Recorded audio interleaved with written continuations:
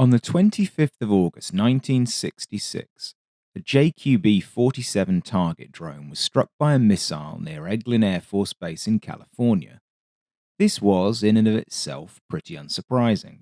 The whole point of a target drone is to be shot at. But the devil is in the details. In this case, the firing aircraft was flying at 75,000 feet. The JQB-47 was at 15,000. Range was about 40 miles. The firing aircraft was travelling at Mach 3.2, but even so, the missile, an experimental AIM-47, scored a direct hit on the drone's horizontal stabilizer, the area with the greatest radar reflectivity. Every single thing about this shot was remarkable, including, sadly, the fact that the prototype aircraft that fired it was never selected for series production. It was, of course, the YF-12, a fighter derivative of the CIA's A-12 Oxcart spy plane. Had it entered service, then it would have been by far the most sophisticated pure-bred interceptor to be used in an operational capacity. To give you a sense of its capabilities, the frontline interceptor tasked with area defense of North America in 1965 was the F-106 Delta Dart, which had entered service in 1959. This was an impressive, even a revered aircraft with excellent performance statistics for the time. The YF-12 rendered it completely obsolete. It was 50% faster and could operate at 50% higher altitudes. Not only that, it had more than 4 times the range on internal fuel and was armed with missiles with double the range and warhead lethality. Even the MiG-25, which could also stake a claim as the ultimate pure-play interceptor, is totally overmatched. YF-12 was 20% faster, could climb between 10 and 20% higher depending on how the Foxbat was armed, and it had 2.5 times the combat radius. In fact, even if you picked the best statistics of all other operational or proposed interceptors of the era and combined them into one miracle aircraft, then the YF-12 would be better by a considerable margin. And yet, despite its extraordinary performance and capabilities, the YF-12 never saw series production. In fact, the Air Force was so committed to not buying it that when it was cancelled, they had all of the sophisticated and expensive jigs to make more airframes chopped up and sold by the pound. Although it lived on as the SR-71, the YF-12 remains one of aviation's most fascinating what-ifs. People get misty-eyed about TSR-2, Arrow, and Valkyrie, but for some reason, YF-12 is generally forgotten about. Perhaps it's because it lacked a cool name. Lockheed didn't generally give it one. The A-12, as I said, was simply known as the Oxcart. The Delta Dart had been procured as part of a late 1940s program known as the Ultimate Interceptor. Because it was primarily intended to intercept waves of high-flying transonic or supersonic bombers coming over the pole to strike US and Canadian military installations and population centers with freefall nuclear bombs or short-range cruise missiles. After a false start with the F-102, 340 F-106s were purchased, entering service from 1959. Although the best available operational aircraft for the job, the F-106 had its weaknesses. Foremost amongst these was range. Although its operational range could be extended by taking off from one base and landing at another, or potentially just assuming a one-way flight, the Delta Dart was restricted to operations 500 or 600 miles from base if it didn't have tanker support. To deal with this issue, F-106s were positioned so that their operational zones overlapped, providing complete coverage of the northern approaches and selected other potential vectors, such as from Cuba. They were also supplemented by longer-ranged F-101B Voodoos. Even as the F-106 was being deployed, the weaknesses of this force concept were coming into view. Exercises with British V-bombers showed that if the Soviets decided not to just take the shortest route over the pole and line up to be shot, then the sheer size of the North American continent meant that they'd more than likely be able to get through. What was needed was an interceptor capable of higher sustained speeds, greater range, and greater weapon system range and lethality. The USAF did begin the process of procuring such an aircraft in the late 1950s, culminating in the North American F-108 Rapier. Rapier was big, 89 feet long and weighing nearly 80,000 pounds fully loaded. It could achieve a burst speed of Mach 2.6 and it had a combat radius of more than 1,000 miles. Of greater historical significance was its weapons system. To provide the range and punch that the Air Force required, Hughes developed the ANASG-18 fire control system and the AIM-47 missile. AIM-47 would lead to the AIM-54 Phoenix, which was the fifth and last of the US's Cold War air-to-air missile platforms to become operational. Inevitably, costs started to bloom. F-108 was therefore cancelled in 1959.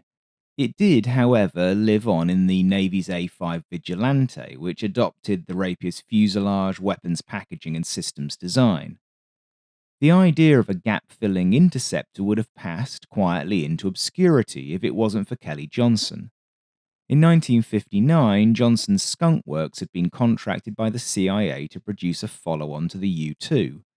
This aircraft was to have a very low radar cross-section and be able to sustain cruising speeds of more than Mach 3 at over 80,000 feet. Every single thing about the Oxcart and subsequently the SR-71 Blackbird is extraordinary stuff.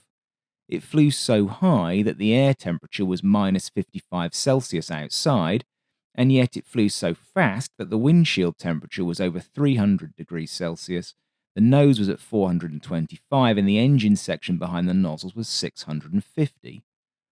To save weight, there was very little insulation, so the crew had to wear full pressure suits complete with life support. Because of the heating of the exterior, the fuel in the tanks would heat up to nearly 200 Celsius, requiring low vapor pressure JP7 fuel to be specially developed by Shell, and for the tanks to have nitrogen pumped in as the fuel emptied out to prevent explosions. In a classic bit of Skunk Works lateral thinking, the fuel in the tanks was also used as a heat sink to wick away some heat from the structure. Conventional hydraulic pumps, hoses and fluids, electrical wires, transducers and junction boxes were all useless at these temperatures as well. Lockheed had hoped to borrow technology from the space program, but found to their disappointment that their materials and devices were only designed to resist high temperature for short periods of time. Almost everything was therefore respecified and re-engineered for Oxcart. And inevitably, the only material that could be used for the skin and the structure was titanium. Aerospace use of ceramic tiles was in its infancy, and in any case, tiles were both too heavy and too brittle. Obtaining the particular alloy of titanium that Lockheed wanted proved a major challenge. Most of the world's titanium was at that time extracted from the Soviet Union, and although aerospace use of it was increasing, large-scale, high-quality producers of it were few and far between. To give you an idea of the problem, the early 1950s F-100 Super Sabre was built of about 3% titanium by mass. The US Navy's new F-4 Phantom fleet defense fighter upped this to between 8 and 9% in the late 1950s. Oxcart was 93% titanium by mass, and it weighed a little under 40,000 pounds empty in recon form. A Phantom was about 30,000 pounds. In other words, there was nearly 15 times as much weight of titanium in Oxcart than Phantom, and more titanium in one airframe than the entire mass of materials in an F-4. It was a kind of industrial nightmare. When the Titanium Metal Corporation began to deliver alloy to Skunk Works in 1961, 80% of it was found to be substandard. A sharply worded visit from the CIA leadership was required to make TMC recognize the national security implications of their work and to up their quality control game to Johnson's exacting standards. Just getting the material was only the start of the problems. For all of its amazing properties, titanium has downsides. Foremost amongst these is its hardness and its brittleness. Machining it and shaping it was very challenging, and the development of machine tools remained a major issue. Each Oxcart was therefore built largely by hand.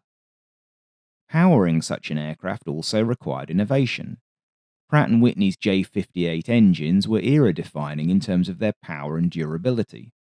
No one had at this point demonstrated a jet engine that could operate for any period of time at Mach 3 and above. Supersonic experimental aircraft were rocket-powered for a reason.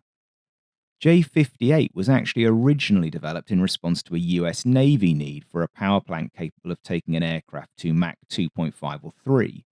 It was a large but quite conventional two-stage axial flow turbojet delivering about 20,000 pounds of thrust dry and over 30,000 pounds in afterburner.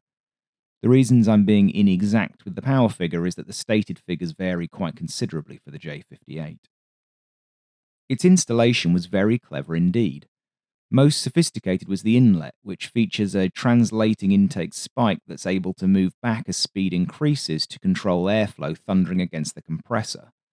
Bypass doors also open and close under computer control to modulate pressure within the intake. Controlling airflow in this way also enables quite modestly powerful engines to sustain very high speeds. At Mach 3.2, only 17% of the A-12's total thrust was generated by the engine compressors, with the rest coming from the inlet. Despite the engineering challenge and an attempt to call it Cygnus, which was deeply uncool, the A-12 reached operational service with the CIA in 1965 and went on to a brief but eventful career.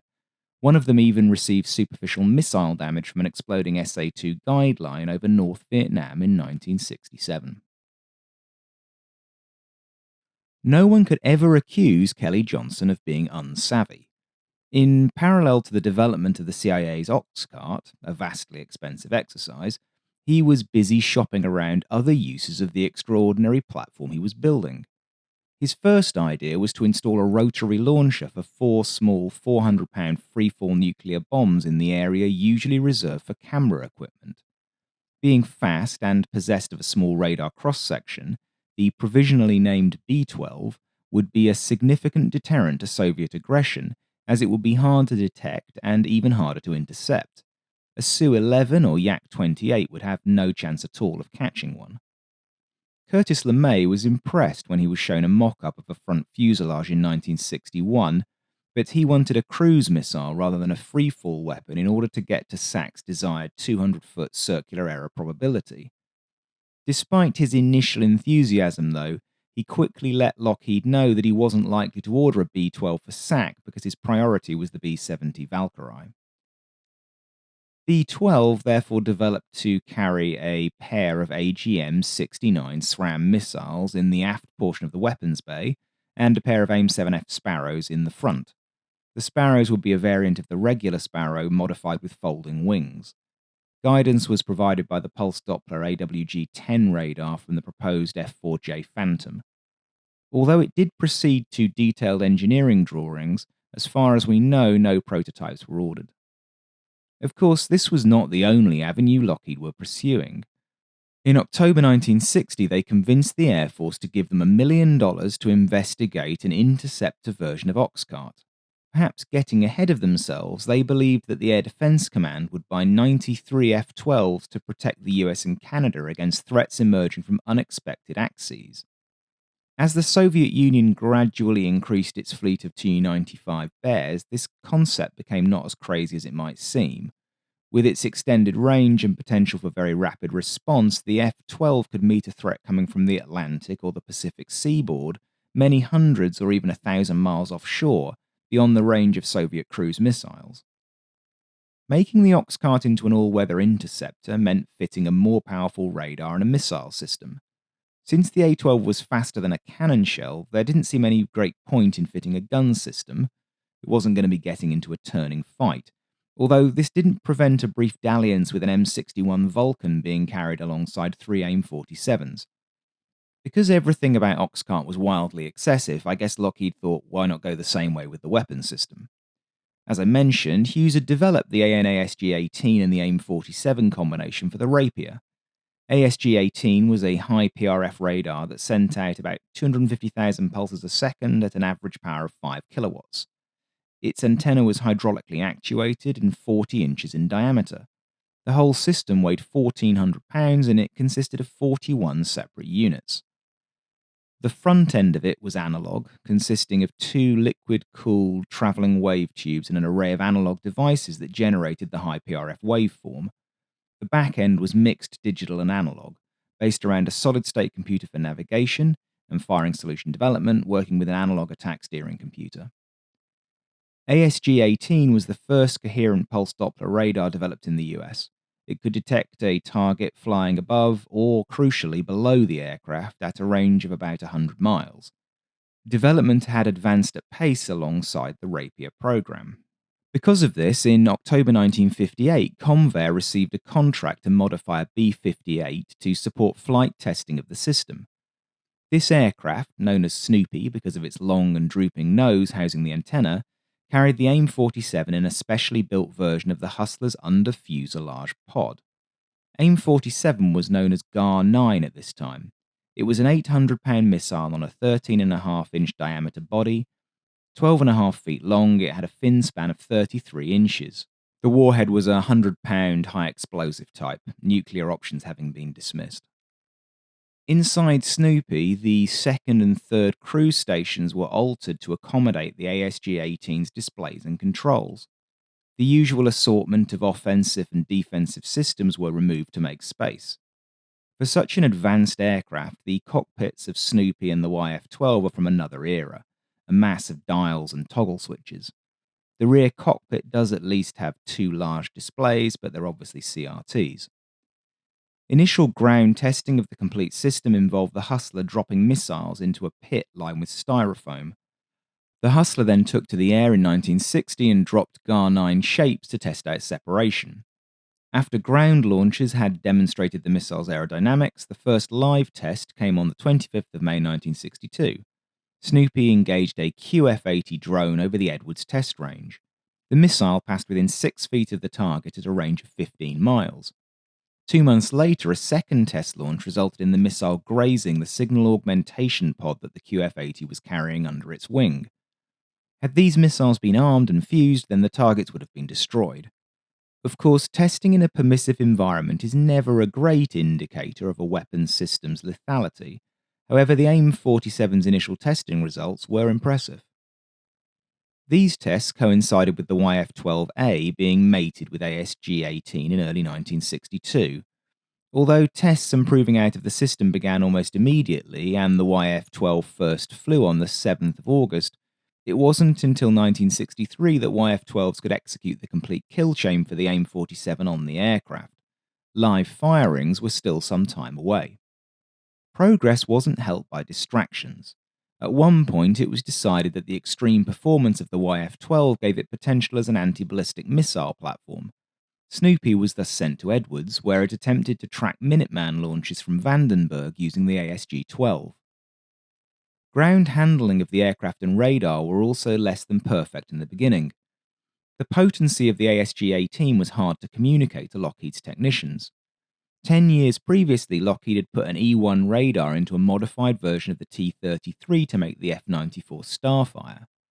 E-1 was a 16-watt system, 387 times less powerful than the ASG-18. Even so, because many of them remembered the F-94, the Lockheed technicians and ground crew were blasé about the danger that the ASG-18 presented. Due to the risks they were taking in walking all around the aircraft when the radar was operating, the Hughes project manager, Dick Lafleur, was forced to give a demonstration. He set up a 4x8 sheet of plywood in front of the ASG-18 antenna and switched it on. The technicians thought this was very amusing. Seconds later, a spot on the plywood started to smoulder and then it caught fire. The technicians took the point, although they now refused to be around the ASG-18 if it was on, preventing maintenance starting until they were satisfied that the big radar was off and safe. In order to minimize distortion in flight from the powerful radar set, the aerodynamic chines on the front of the nose were deleted and the radome was extended. The modified chines also incorporated an infrared search and track system, a version of which was also installed in Snoopy to enable system testing. Other major changes between the A-12 and YF-12 were the raising of the canopy for better visibility and the addition of a second seat for the radar officer. Unfortunately, these changes created directional instability problems, and in turn they led to the addition of a large ventral strake under the aft fuselage and one under each engine nacelle. All up, it was a huge aircraft. 101 feet long, it weighed 60,000 pounds empty and nearly 130,000 pounds fully loaded, much of which was fuel. Complete with corrected aerodynamics, the YF-12s were moved to Edwards from Groom Lake, and testing moved on to focus on evaluation of the weapons system. The first attempted ejection of an AIM-47 from the YF-12's weapons bay took place on the 16th of April 1964, and it left much to be desired. The missile left the bay at an upwards-facing angle. If it had been a live round, then it would have shot up right through the aircraft's canopy. Many modifications to the AIM-47 resulted, and it wasn't until the 18th of March 1965 that a live shot was attempted. This struck the target from 36 miles out with a closure speed between the two aircraft of 2,000 miles an hour. In total, YF-12s would launch 7 AIM-47s between March 1965 and September 1966. 4 were from Point Mugu, 2 were from Eglin, and 1 was at White Sands. 2 shots hit the targets directly. 4 more came within a lethal radius. 2 of those were within 10 feet. The other weapon had a defective gyro and it malfunctioned. 6 out of 7 kills is not bad, particularly given that 5 of the successful shots were taken at speeds above Mach 3. The White Sands hit, incidentally, was on the same QB-47 that I mentioned right at the start. Its operators had managed to land the aircraft after the first shot had hit it. Testing then languished again while the Air Force used the YF-12 for a publicity stunt. Lyndon Johnson had announced that they had a Mach 3 aircraft the previous year, calling it the A-11 as a deceptive move. To reinforce the impression of a new and game-changing capability, it was decided that an attempt be made on the FAI speed record. Since using an A-12 for the attempt would obviously invite questions as to why the CIA had an Air Force, YF-12 was used instead. The Air Force successfully broke the altitude and speed records without really trying, setting numbers that really only represented 75% of the aircraft's true potential. Since the MiG-25 would break those records a few years later, the distraction proved basically pointless. An SR-71 was used to break them properly in 1976. In the meantime, the Air Force moved closer to buying the YF-12 by awarding Lockheed a $500,000 contract for engineering development of a follow-on F-12B in May 1965. They released another $500,000 in November. $4.5 million was also given to Hughes to get the ASG-18 ready for production. Externally, the F-12B would have looked very much like the 3 YF-12s. Aerodynamic improvements based on careful shaping of the radome and chines meant that the ventral strakes could be deleted. F-12B would not have been quite as stable as the A-12, but the Air Force was fine with this, as the A-12 and SR-71 were intended for photography and the F-12 was intended to kill things. A slightly rougher ride was an easy compromise to make. But just as the stars seemed to be aligning on the F-12 entering production and seeing service, the Air Force abruptly pulled the plug. In August 1967, they communicated that the program was on pause and the aircraft should be put into storage alongside the A-12s. The final killing blow came around Christmas that year. The 2 remaining YF-12As didn't languish for long. Instead, they were given to NASA in 1969, who used them in 175 test flights up until 1977, losing 1 aircraft in a non-fatal accident. Only 1 YF-12 survived, another having previously been written off at Edwards in 1966. The original A-12s had been retired in May 1968, having lost 5 of the 13 aircraft in accidents during a wild and wildly short career. So that just left the Air Force's SR-71, which went on to create its own legend. If we're safe to assume that a small fleet of F-12Bs is not in storage somewhere in Nevada, then I think it's necessary to ask whether its cancellation was a missed opportunity. The reasons for its demise were a combination of budgetary and doctrinal. In simple terms, when the moment arrived for the USAF to fund the F-12B in 1966 and 67, it was deeply involved in a vicious and costly war in Vietnam. The SA-2 guideline had recently made its appearance in that conflict, meaning that significant resources were being focused on electronic warfare and associated systems, both as an immediate counter and to prepare for an equivalent conflict with the Soviet Union. On top of this, the flaws in the USAF's interception-centric air superiority doctrine had been laid bare. They had already swallowed some humble pie by first considering a gun on the F-4D and then actually having insisted on one in the F-4E, while also eventually abandoning the AIM-4 Falcon. The MiG-25 had also turned up, and it was initially imagined in some quarters to be the kind of large-winged, high-powered energy fighter that the US lacked. Attention therefore turned to the FX program, with its emphasis on balancing medium-range BVR combat with exceptional close-in performance against other fighters. The eventual F-15 was a competent interceptor, although inferior against a wave attack by bombers to the Navy's F-14, which, of course, deployed with the successor system to ASG-18 in the form of the AWG-9 and Phoenix combination. But the chances of facing wave attacks by Soviet bombers were also more realistically appraised in the middle 1960s. CIA had finally revised down its estimates for the total number of strategic aircraft available to the Soviet Air Force. With the Valkyrie program dead and no signs that the Soviets were pursuing equivalent aircraft, abandoning the F-12, which had cost only a modest amount of money so far, was a logical decision. In actuality, I think that rather than being the ultimate interceptor, the F-12 might have proved more valuable as a tactical aircraft, but not really until the 1980s. As the slower, lower flying, and distinctly high observability MiG-25 demonstrated in Iraqi hands, even 1980s missiles were only of very limited effectiveness against very high performance aircraft. The F-12 would therefore have been a deadly threat to the small number of Soviet mainstays operating near a European battle area. Similarly, it could have threatened tanker and other support aircraft without having to bother with engaging their escorts.